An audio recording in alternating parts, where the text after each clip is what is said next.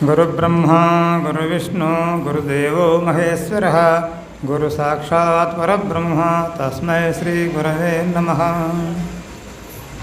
नित्यानित्यविनिर्मुक्तं निजपूर्णबोधप्रबोधकं श्रीनित्यानन्दराजयोगिरामयार्यगुरुं भजे।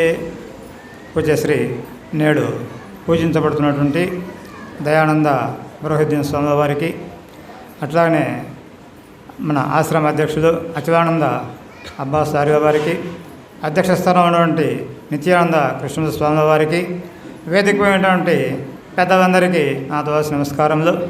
అట్లాగనే మాకు నిత్యము కాన్ఫరెన్స్ కాల్లో కందహార్థాలు విచారణ తెలుపుతూ వాటి ఉన్నటువంటి ధర్మ మర్మాలను తెలుపుతున్న హైదరాబాద్ వాస్తవులు సత్యానంద సత్యమారి వారికి కూడా మా ద్వాసి నమస్కారం తెలియజేస్తున్నాను. సభాసదులైనటువంటి మీ అందరికీ కూడా నేను నమస్కారం చేస్తున్నాను. మీ అందరికంటే ఎందుకు నమస్కారం చేస్తున్నానంటే, మీరెంతో పుణ్యాత్ములు కనుక ఈరోజు ఇక్కడ పెద్దలు చెప్పేటువంటి వాక్యాలు వినటానికి వచ్చి శ్రద్ధగా వింటున్నారు కనుక మీకు నమస్కారం చేస్తున్నాను.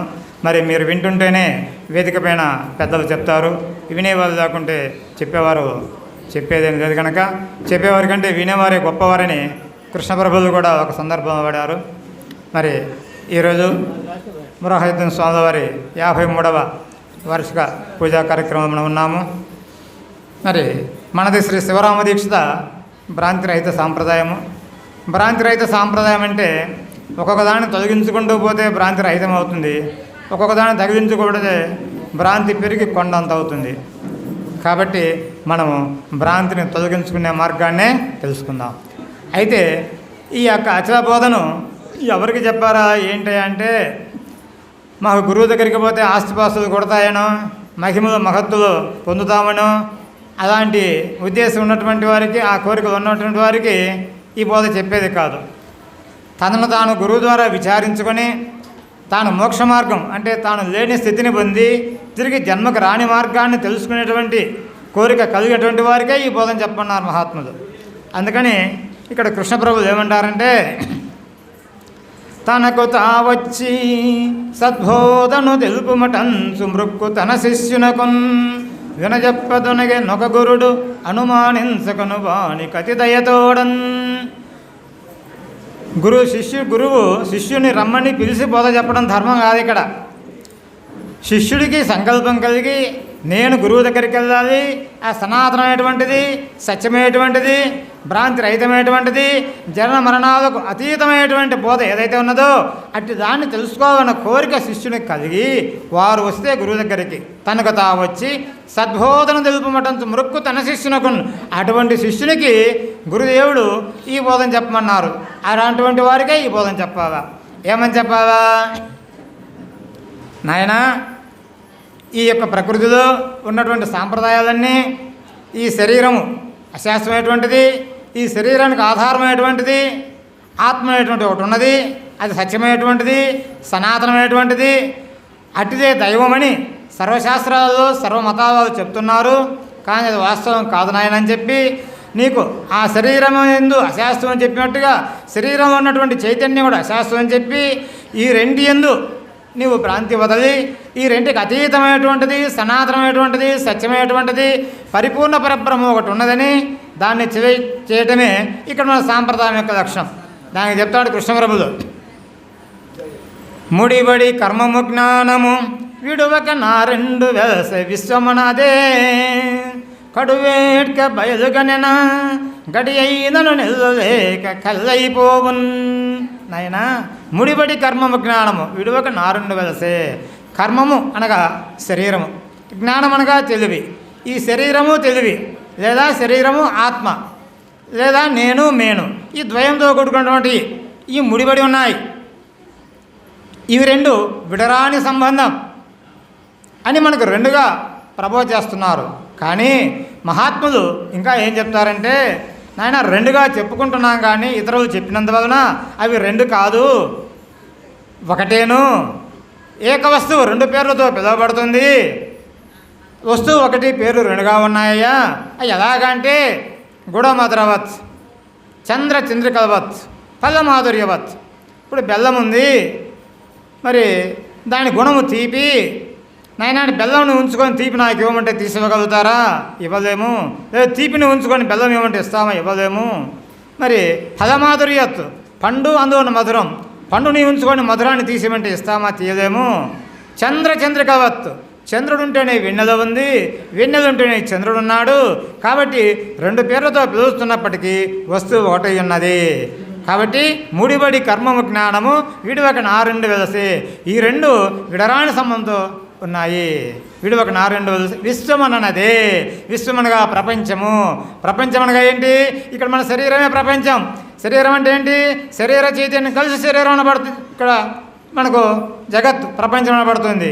కాబట్టి ఈ బ్రహ్మాండం అంతా కూడా ప్రపంచమే. ఇదంతా కూడా ద్వయంతో కూడుకొని ఉన్నదే. కాబట్టి ఈ శరీరము చైతన్యంతో కూడుకున్నటువంటిది ద్వయంగా ఉన్నది, రెండు పేర్లతో ఏక వస్తువు. ముడిబడి కర్మము జ్ఞానము విడువక నారెండు వెలసే విశ్వమనది. కడువేడ్క బయలుగన గడి అయినను నిలవలేక కళ్ళైపోవన్. ఆ గురువు దగ్గరికి చేరి ఆ సనాతనమైనటువంటిది, సత్యమైనటువంటిది, ఈ శరీర చైతన్యములకు అతీతమైనటువంటిది ఆ పరిపూర్ణ పరబ్రహ్మం ఏదైతే ఉన్నదో అట్టి దాన్ని మనము గురువు ద్వారా తెలుసుకుంటే ఇక గడి అయిన నిలవక కళ్ళైపోవన్. ఈ శరీరము చైతన్య భ్రాంతి ఒక్క నిమిషం కూడా నిలవకుండా వదిలిపోతుందని చెప్పి మహాత్ములు తెలియజేస్తున్నారు. అటువంటి శిష్యునికి ఆ పరిపూర్ణను ఎలా తెలుపుతున్నారు గురువుగారంటే, పరిపూర్ణము ఇదిగో ఎరుకని చూపించి లేని ఎరుకను లేదని జరిగించిన గురుడే సరి. ఎరుకను నిలిపేటి గురుడు ఎందుకోయన్నా, సద్బోధాని తద్బోధానికెందుకోయన్నా. శరణన్న వారి మస్తాక మందు చేయబెట్టి తిరముగా ఎరుకను తీసివెయ్యని వాడు ఎందుకోయన్నా, తద్బోధానికెందుకోయన్నా.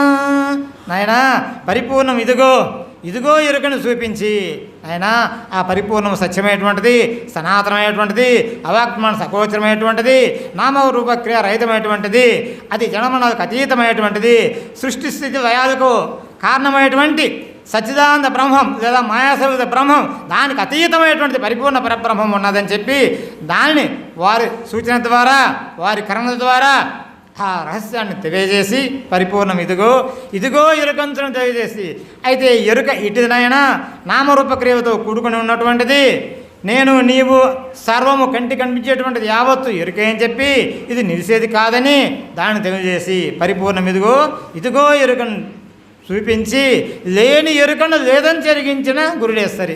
ఈ లేని ఎరుకను లేదని నీకు ఆరూఢంగా తెలియజేసినటువంటి గురుదేవుడు వారే. కానీ అలా కాకుండా మేము గురువులు అని చెప్పి మాకు అవకాశం వచ్చిందని చెప్పి వేదికల మీద రామాయణము, భారతము, ఇతిహాసాలు చెప్పుకుంటూ వాళ్ళని ఏమంటున్నారంటే పొట్టకై గుణిగేవారు. అంటే ఉదరపోషణార్థం బహుకృత వేషమని ఆ పొట్ట కూటి కోసం ఎన్నెన్నో చెప్పుకుంటున్నారు. అటువంటి వారు గురువులు కాదు. శరణన్న వారి మస్తక ముందు చేయబెట్టి అన్ని శరణుదొచ్చి నీ పాదాలు చెందచేరి మహాత్మా నన్ను దరిచేర్చేటువంటి వారు మీరే, మీ పాదాలకు సంతని చేరినాను అని ఎవరైతే శరణాగతి పొందుతారో అట్టి వారిపై చేయబెట్టి ఈ లేని ఎరుకను లేదని అది ఎంతవరకైతే శిష్యుడికి ఆరోఢం కావాలనో అంతవరకు ఆరోఢం చేసి లేని ఎరుకను లేదని చెప్పినటువంటి గురుడే సరి అని మహాత్ములు మనకు అక్కడ చక్కగా తెలియజేశారు.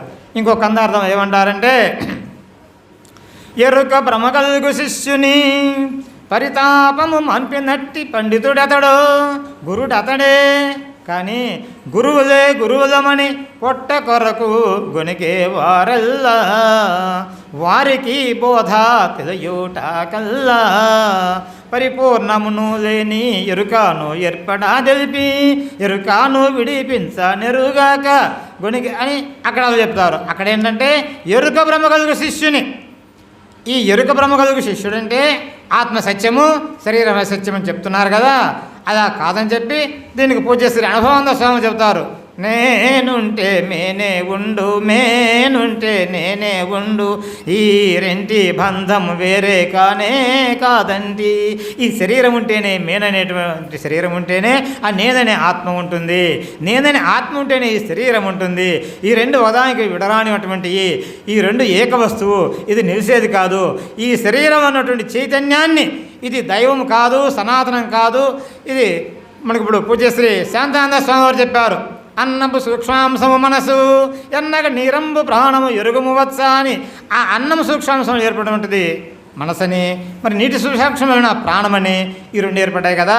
అంటే మనం భోంచేసినటువంటి ఆహారము మరి జీర్ణకోశంలో పడి అక్కడ 3 భాగములు అయ్యి అది దాని యొక్క స్థూలాంశము మరి మనకు ఎలాగా మారుతుందంటే మలముగా, మధ్యాంశము మాంసముగా, సూక్ష్మాంశము మనస్సుగా. అలా మనం తాగేటువంటి నీరు కూడా స్థూలాంశము మరి చెమటగా, మూత్రంగా, మరి మధ్యాంశము రక్తముగా, సూక్ష్మాంశము ప్రాణముగా ఇలా ఏర్పడి ఆ మనస్సు ప్రాణము జాగ్రత్తావస్థలో ముఖస్థానం 2 కలిసినప్పుడే ఈ ఎరుక పనిచేస్తుంది. ఈ ఎరుక పనిచేసినప్పుడు సరే నాకు ఇచ్చిన సమయం సరిపోయింది. జై సద్గురుమహారాజుకి, పురోహితుని స్వామివారికి. అందరికీ జై గురు. మరిన్ని ఆధ్యాత్మిక రహస్యాల కోసం అచల బోధ, ఆత్మబోధ, భగవద్గీత, అలాగే పండుగల్లో దాగిన అర్థాలు, అంతరార్థాల కోసం మరియు యోగము, ధ్యానము మొదలైన అనేక ఆధ్యాత్మిక తెలుగు ప్రవచనాల కోసం క్రింద ఉన్నటువంటి రెడ్ కలర్ సబ్స్క్రైబ్ బటన్ను క్లిక్ చేయండి. అలాగే ప్రక్కనే ఉన్నటువంటి గంట సింబల్ను నొక్కండి. అలాగే ఈ వీడియో మీకు నచ్చినట్లయితే లైక్ చేయండి మరియు షేర్ చేయండి. జై గురు.